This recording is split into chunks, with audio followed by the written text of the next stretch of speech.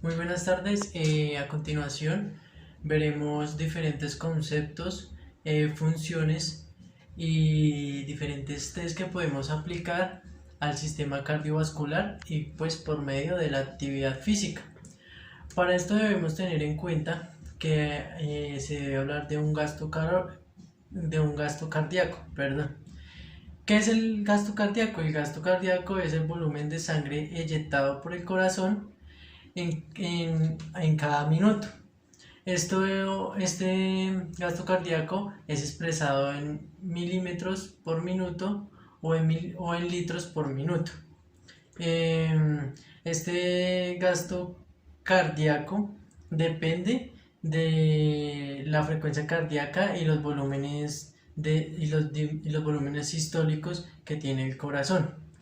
Por otra parte, tenemos que la frecuencia cardíaca es la cantidad de latidos cardíacos por minuto que tiene el corazón. Este factor se considera el más importante, el cual incrementa el gasto cardíaco durante la actividad física. En un ejercicio dinámico, la frecuencia cardíaca se incrementa a la par de la intensidad de que el ejercicio esté siendo ejecutado. Junto con esto, tenemos un gasto de oxígeno hasta que se alcanza una meseta del VO2 máximo. También tenemos que la frecuencia cardíaca por medio de diferentes instrumentos se puede medir. En este caso se puede medir mediante el electrocardiograma, por medio de la palpación de las arterias y por pulsometría. Perdón. Típicamente se dice que el estado en reposo de la frecuencia cardíaca es de 60 a 90 pulsaciones por minuto y se puede elevar hasta una frecuencia cardíaca máxima de 200 latidos por minuto. Los latidos, cuando hay unos valores inferiores a 60 pulsaciones, a 60 latidos por minuto, se determina que esta persona sufre de bradicardia, y cuando es superior a 90 latidos por minuto se indica que esta persona sufre de taquicardia. Aquí podemos hablar un poco sobre los atletas de resistencia. Ellos pues debemos tener en cuenta las tres diferentes tipos o tamaños del corazón, dependiendo si es atleta, no es atleta o dependiendo de cómo sea. Podemos observar acá en esta imagen que si un deportista, perdón, es atleta de resistencia, su corazón es un poco más grande en el momento de señalar sus ventrículos. Cuando una persona no es atleta, su corazón, por decirlo así, es un poco menos hipertrofiado, y cuando es un atleta pero no es de resistencia, tiene unas capas más grandes, pero sus ventrículos son un poco más abiertos. ¿Esto qué quiere decir? Que en el momento de que un deportista o un atleta de resistencia se entrena, su corazón tiene unos tipos de hipertrofias.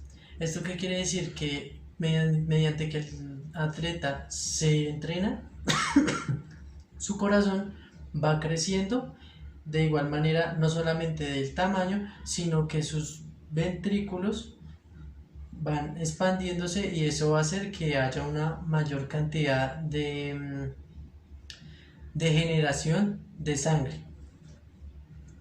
Tenemos que la frecuencia cardíaca máxima tiende a disminuir con la edad. Entonces, ¿cómo uno puede saber cuál es su frecuencia cardíaca máxima? Pues hipotéticamente, según Shepard y otros autores, nos dice que es 220 menos la en años. Entonces nos dice que para los niños de 20 años son 200, la frecuencia cardíaca máxima debe estar en 200 latidos por minuto. Para personas de 30 años debe estar en 190 latidos por minuto. Para personas de 40 años debe estar en 180 latidos por minuto. Y para personas que ya tienen 50 años debe estar en 170 latidos por minuto, su frecuencia cardíaca máxima.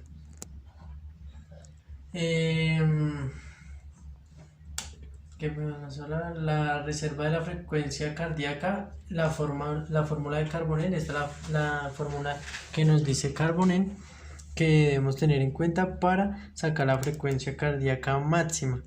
¿Qué quiere decir? La frecuencia cardíaca entrenable por latidos por minuto, tenemos la frecuencia cardíaca en reposo por el porcentaje del 40% en adelante de la frecuencia cardíaca.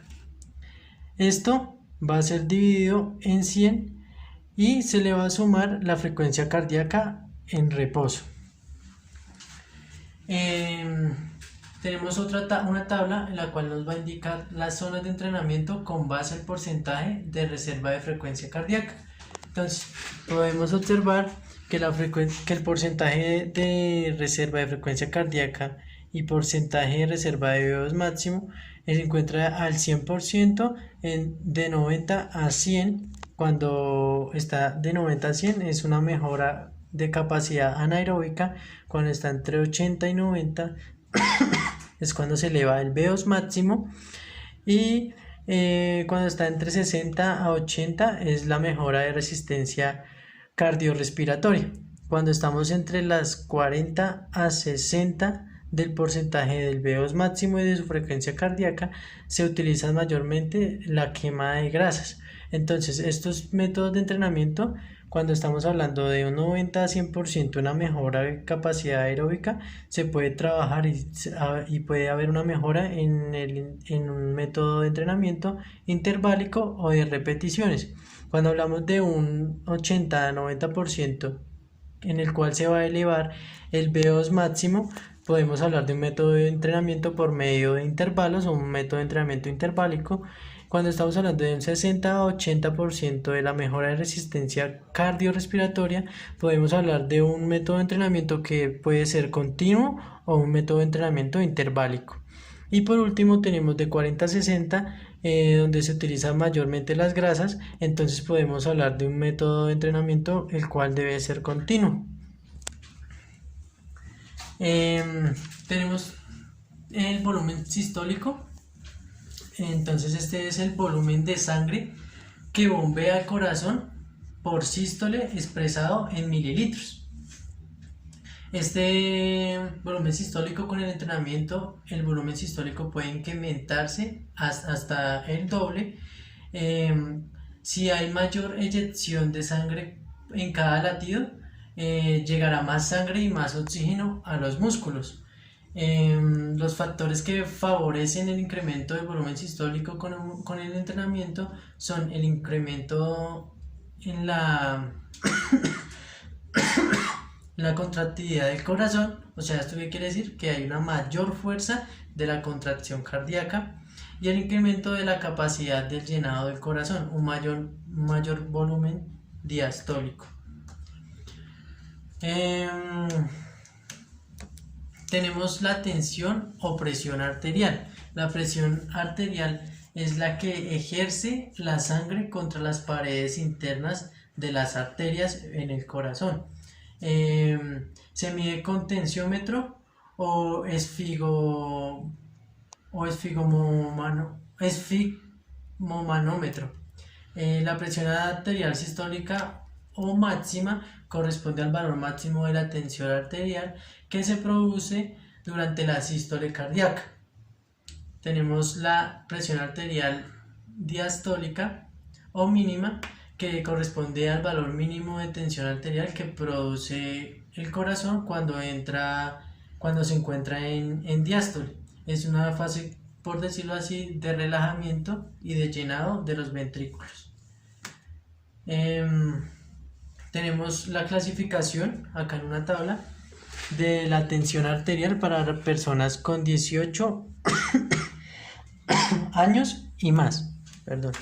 Tenemos que una presión sistólica cuando es menor a 120 es óptima. Cuando es menor una presión sistólica a 120 y una presión diastólica es menor a 80, es una, una tensión arterial óptima. Es normal cuando está la sistólica entre 100 a 129 y la diastólica entre 80 y 84.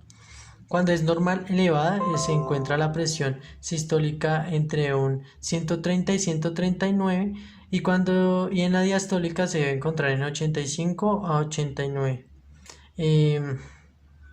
Cuando es de primer grado se encuentra entre 140 a 159 en la sistólica y en la diastólica se encuentra entre 90 a 99. Cuando está la sistólica cuando es de segundo grado se encuentra la sistólica en 160 a 179 y la diastólica entre 100 a 109. Cuando es de tercer grado es mayor o igual a 180 y la presión sistólica, y la presión diastólica es mayor o igual a 110. Bueno, a continuación entonces vamos a dar inicio a realizar los diferentes tests. Estos tests son el test de curva de fatiga de Carlson, el test de Harvard y el test de Ruffier.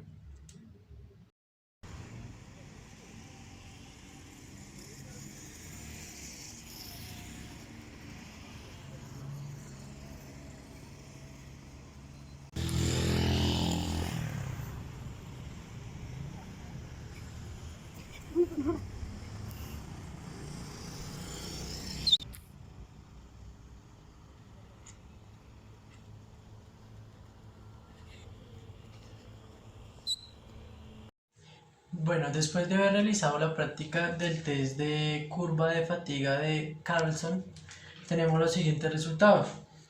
Bueno, teniendo en cuenta que el test tiene descansos de 10 segundos por serie, son 10 series y por cada serie se va a hacer una repetición.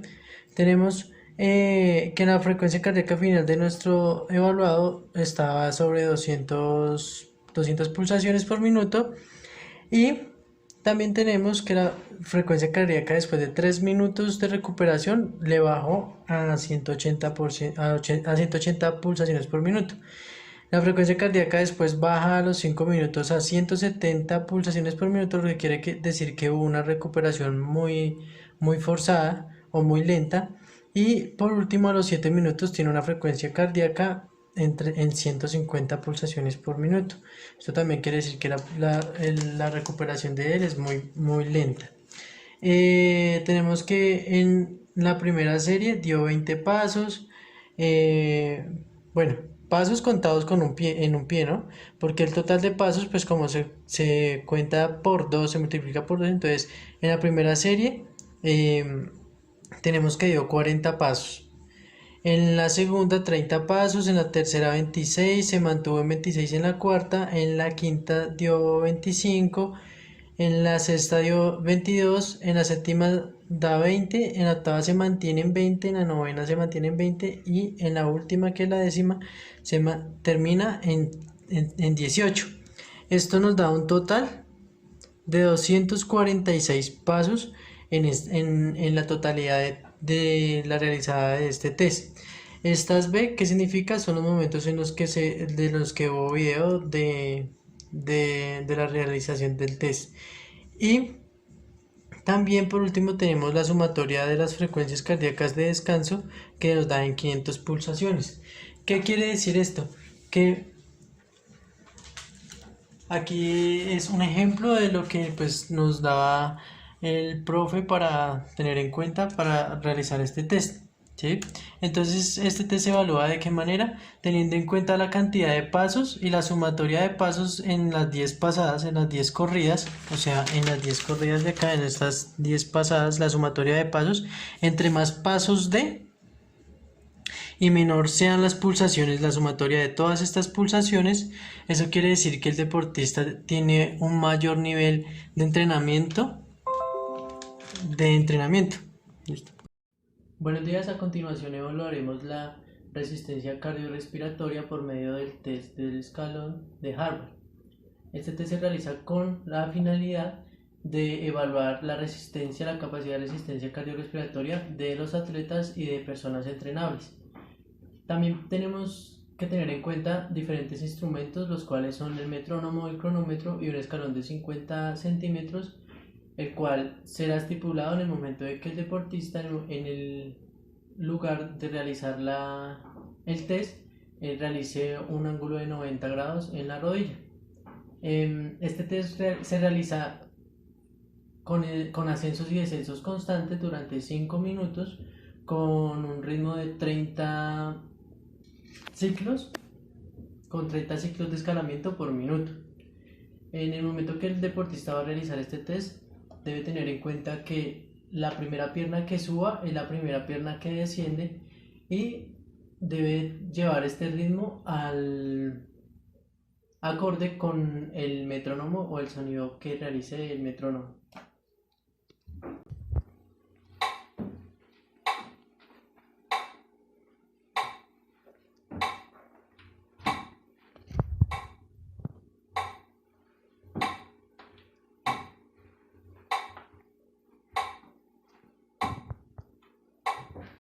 Terminando la prueba, finalizando esta prueba,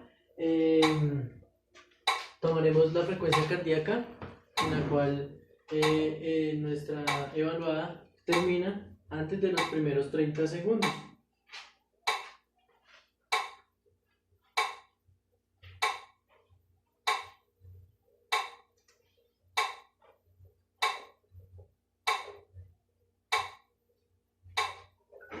Nuestra evaluada se encuentra sobre 190 pulsaciones por minuto al finalizar este test. Habiendo terminado este test de Harvard, tenemos los siguientes resultados. Como pueden ver acá, tenemos una frecuencia cardíaca final. En este caso fue practicado pues por una mujer, en la que su frecuencia cardíaca fue de 200 pulsaciones por minuto, la frecuencia cardíaca final. Después de haber terminado el test, 2 minutos después, su recuperación fue bajo las pulsaciones cardíacas a 150 pulsaciones por minuto. En un tiempo de recuperación de 3 minutos, baja las pulsaciones a 120 pulsaciones por minuto y en 4 minutos después las baja a 110 pulsaciones por minuto. Esto pues teniendo en cuenta con el ejemplo anterior del test anterior, se puede decir que esta persona tiene pues una mayor capacidad de recuperación, teniendo en cuenta pues desde las pulsaciones por minuto, desde la frecuencia cardíaca. Entonces tenemos que en el test nos da una fórmula que es la fórmula ISTH, que esta es igual a la duración del ejercicio, que en este caso eran 5 minutos y 5 minutos son 300 segundos por 100, y esto dividido en 2 por la sumatoria de pulsaciones registradas. ¿Esto qué quiere decir? Que entonces tenemos los 5 minutos en segundos por 100 nos da 30.000 y 2 por el número de pulsaciones registradas sumadas, entonces esto nos da, pues, son las frecuencias de descanso. Cabe aclarar que son las frecuencias solo de descanso. La frecuencia cardíaca final no se tiene en cuenta en este, sino solamente la sumatoria de estas frecuencias que son las de descanso. Entonces la sumatoria de estas frecuencias de descanso nos da 2 por las frecuencias de descanso nos da 760. Entonces cogemos 30.000 dividido en 760, esto nos da 39.4, en donde, teniendo en cuenta la clasificación de las tablas que nos brinda el profe, nos dice que la calificación es pobre, ya que está sobre 39.4, o sea que está entre 55 y menos. Eso quiere decir que la calificación para esta mujer es de pobre. Ahora vamos a realizar el test de Ruffier, el cual se realiza con la finalidad de evaluar la aptitud cardiovascular en personas sedentarias. En este caso pues es una persona sedentaria, y vamos a realizar la medición de la frecuencia cardíaca en reposo. Pausa. Estamos terminando la medición de frecuencia cardíaca en reposo por medio del tensiómetro, el cual nos va a dar que se encuentra en 84 pulsaciones por minuto. El evaluado realizará 30 sentadillas en un tiempo exacto de 45 segundos. Para tener exactitud en tiempo y en número de sentadillas, vamos a ajustar el metrónomo a 80 sonidos por minuto. 1, 2, 3, 4, 5, 6, 7, 8, 17, 18, 19, 20, 21, 22, 23, 29, 30. Le tomamos inmediatamente la frecuencia cardíaca al evaluado.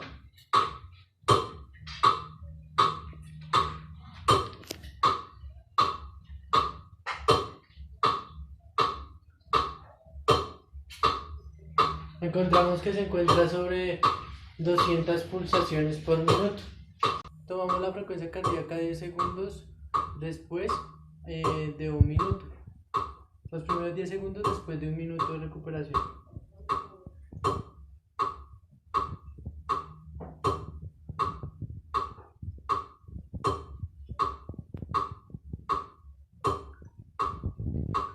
Nos damos cuenta que el evaluado está sobre 160 pulsaciones por minuto después de un minuto de recuperación.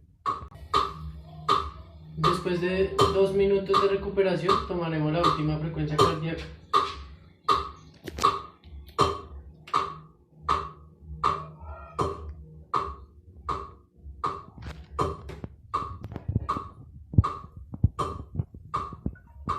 Como último resultado nos da que termina sobre las 140 pulsaciones por minuto. Por último, terminamos con la prueba, con el test de Ruffier, en el cual tenemos los siguientes resultados: que tiene una frecuencia cardíaca de reposo de 80 pulsaciones por minuto. Un minuto después de haber terminado la prueba, o sea, un minuto después de haber descansado, tiene las pulsaciones en 160, y 2 minutos después tiene las pulsaciones en 140 pulsaciones por minuto.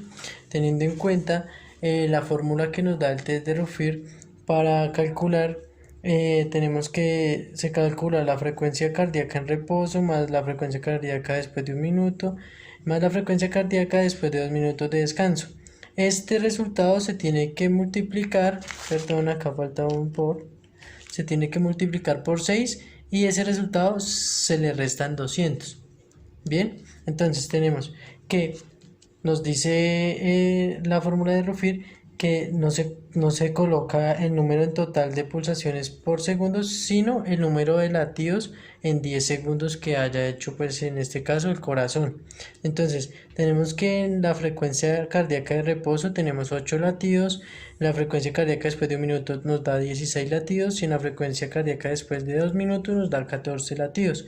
Esto nos da una sumatoria de 38 latidos que ha dado el corazón. Teniendo en cuenta, esto se multiplica por 6 y se le restan 200. Esto nos da 28. Este 28 tenemos en cuenta que tenemos que dividir toda esta fórmula, tenemos que dividir en 10, y este 28 dividido en 10 nos da 2,8.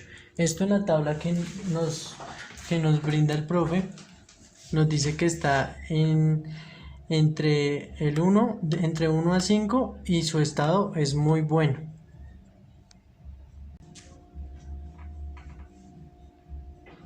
Bueno, este fue un corto video en donde expresamos o queremos dar a conocer diferentes test que podemos realizar tanto con personas sedentarias como deportistas o atletas. Ya depende pues del que lo quiera aplicar o depende del evaluador al momento de escoger cuál de estos tres test, ya sea el test de la curva de fatiga de Carlson, este test de Harvard o el test de Ruffier, le sirve a la persona que quiera entrenar o quiera evaluar en este caso. Muchas gracias y que tengan una feliz tarde.